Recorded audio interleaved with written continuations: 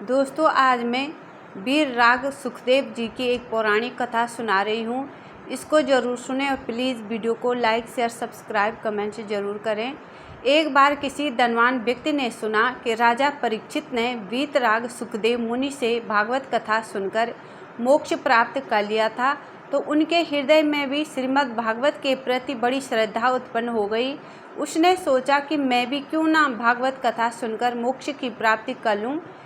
अब वह धनवान व्यक्ति भागवत कथा सुनने के प्रयोजन से उस नगर के एक नामी ब्राह्मण के पास गया और उससे भागवत कथा सुनाने की विनती करने लगा।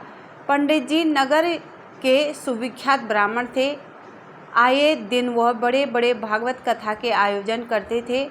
धनी व्यक्ति के आग्रह को सुनकर पंडित जी ने उसका स्वागत सत्कार किया और बोले, श्री जी, यह कलयुग है। आज के समय में सभी धर्म कृतियों का फल 4 गुना कम मिलता है।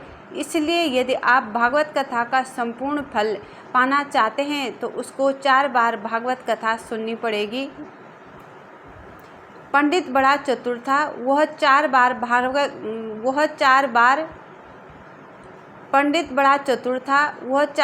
भागवत कथा करने के बहाने भरपूर दान दक्षिणा पाने का इच्छुक था। लेकिन पंडित जी की यह चालाकी धनी व्यक्ति नहीं समझ पाया और बोला, अवश्य पंडित जी, जैसा आप उचित समझें।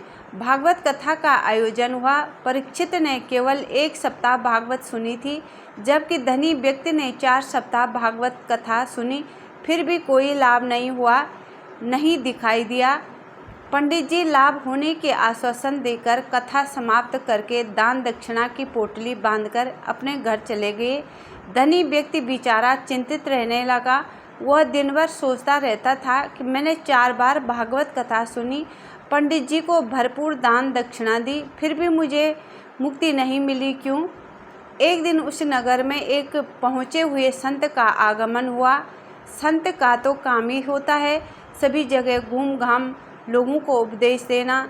जब धनी व्यक्ति को संत के बारे में पता चला तो वह भी अपनी समस्या लेकर उनके पास गया और बोला, महात्मन, मैंने सुना है कि परीक्षित ने 1 बार भागवत कथा सुनकर मोक्ष प्राप्त कर लिया था, अतः मैंने कलयुग के हिसाब से 4 बार भागवत कथा का आयोजन करवाया, किंतु मुझे अभी तक मोक्ष की प्राप्ति नहीं हुई, ऐसा क्यों? संत पहले तो हंसे, फिर बोले, श्रीमान, भागवत कथा का फल आज भी 1 बार सुनने पर ही वो मिलता है। तो परीक्षित को मिला था, लेकिन वह निर्भर करता है सुनने और सुनाने वाले की मन स्थिति पर। क्या आपकी कथा में सुनने और सुनाने वाले की मन स्थिति राजा परीक्षित और वीर राज सुखदेव जैसी थी? धनी व्यक्ति को बात समझ में नहीं आई, अतः उसने पूछा, वह कैसे? संत महाशय बोले, क्या आपको नहीं मालूम? राजा परीक्षित को उन 7 दिनों में केवल मृत्यु दिखाई दे रही थी और वीतराग सुखदेव मुनि भागवत कथा उन्हें केवल उनके कल्याण अर्थात मृत्यु भय से निवारण के लिए सुना रहे थे, न कि अपने लोभ और लालच की पूर्ति के लिए। बस यही कारण है कि आपको 4 सप्ताह की भागवत में मोक्ष न दिला सकी, जबकि राजा परीक्षित ने 1 बार सुनकर ही मोक्ष को प्राप्त कर लिया। शिक्षा, आजकल के कथाकार भी पंडित जी जैसे चालाक हैं, जो केवल दान दक्षिणा के लोभ और लालच से भागवत कथा का आयोजन करते और करवाते हैं, तथा श्रोतागण भी पांडाल से निकलते ही सारी कथा वहीं छोड़ जाते हैं। कुछ लोग कुछ अच्छी बातें याद रखते हैं तो केवल मनोरंजन और दूसरों को सुनाने के लिए रखते हैं। दोस्तों, ज्ञान थोड़ा भी हो, लेकिन अगर वह अमल में लाया जाए तो आपको महान बना सकता है। इसके विपरीत अगर बहुत ज़्यादा ज्ञान है और वह अमल में न लाया जा सके तो निरर्थक है। जैसे कि रावण 4 वेदों का प्रकांड विद्वान और ब्राह्मण होते हुए भी अपने दुष्ट कर्मों के कारण मारा गया।